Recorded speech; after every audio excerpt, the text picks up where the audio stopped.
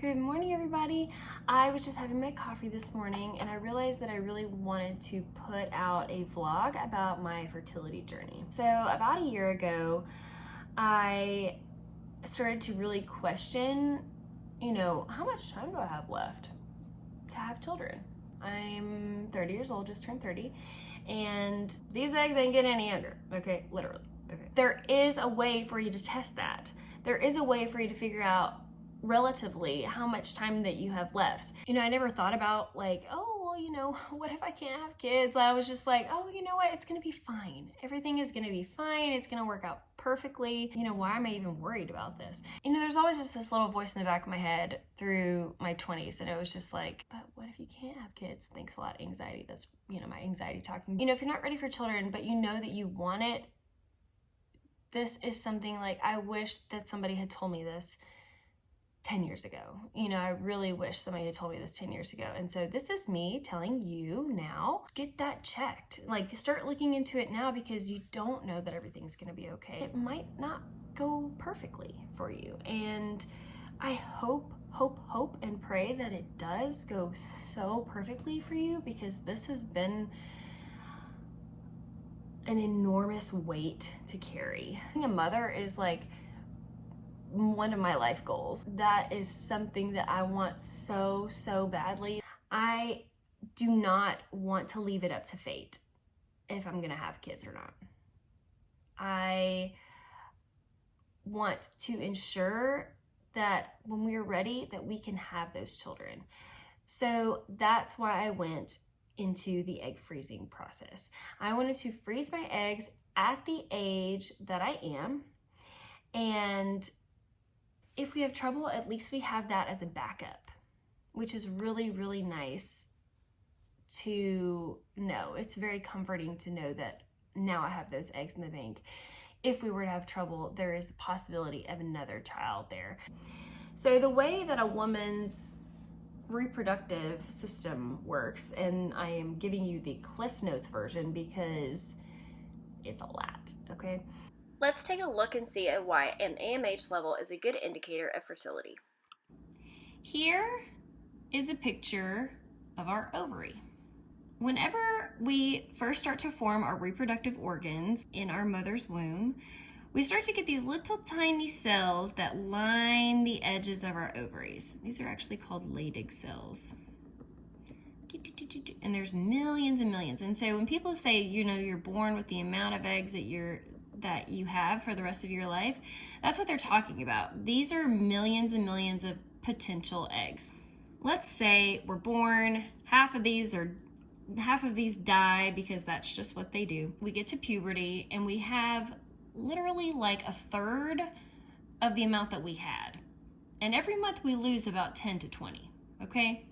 So here's our little ovary.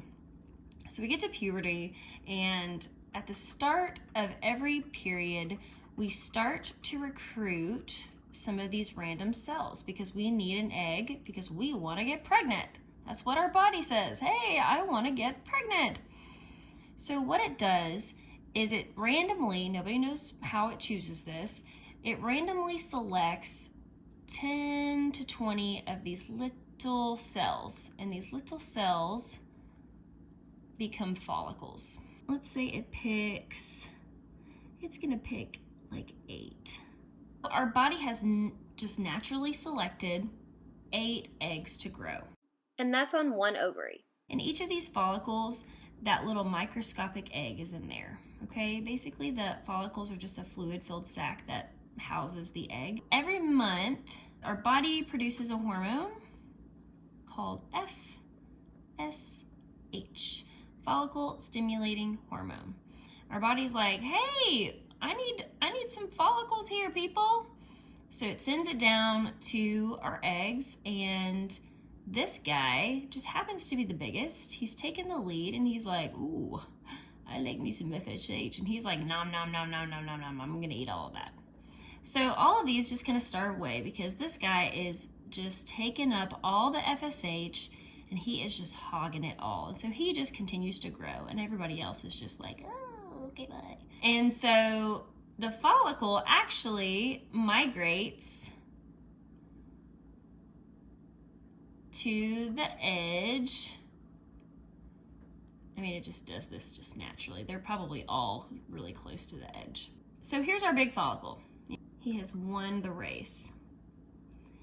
And here is the little tiny egg inside it. And so what happens at ovulation is this egg pops out of this follicle. The follicle kind of ruptures. It's like, bye, little egg. And the egg travels down the fallopian tube. And it's like, whee! And it heads down the fallopian tube. And then it sits there and waits for sperm. Sperm. That's supposed to be a sperm. This is basically a very quick and dirty rundown of what happens at the beginning of your cycle and then ending at ovulation. So, why did I get my AMH tested? Why is the AMH level a good indicator of how many eggs that I have left? So my AMH is a great indicator of my ovarian reserve, which means how many of these little cells are left that I can grow. Okay, so the more of these that I have, the higher my AMH will be. I know that there's a much more scientific way to explain that. And all of this you can figure out by one simple test. So there's a test that your OBGYN can draw, or your fertility doctor, or your probably just a regular doctor could draw this. There's also a company that will send you like a little kit and you can test this for yourself. I wanted to really share this with you. This is how I got into my egg freezing journey. I had the test drawn and it was very low for my age. So I brought up some statistics from extendfertility.com just to give you a little bit of a range that we're kind of looking for. So usually a range for an AMH level is anywhere from like 1 to like 5. So I received my result back. My AMH level is the AMH level of a 40-year-old's. It's 1.3. That's just talking about reserve. That's not talking about the quality of my eggs. That's a story for another day. I got the results back and, started to panic. So I reached out to a fertility doctor and she had 2 tests for me to do. The first test is called a follicle stimulating hormone level. That's just a lab draw. And then what's called an antral follicle count. It's a transvaginal ultrasound. Being a woman is so much fun, right? So it's a transvaginal ultrasound and it gets a good look at your ovaries, your uterus, the lining of your uterus, and it can actually take a peek at those follicles that contain those microscopic eggs. You're not actually seeing the eggs when you're looking at the ultrasound machine, but you're actually looking at the follicle, the fluid-filled sac that contains that egg. So it's kind of like a little house that protects the little egg. So those are the next 2 tests that they'll run. So that's why, if you don't really want to go to a fertility doctor, you just want to kind of know where you are, an AMH is a great option. Below, I'm going to post the link for the company that will send you the kit that you can do at home to check your own AMH, and then I will make another video talking about the steps after my AMH level. I would just like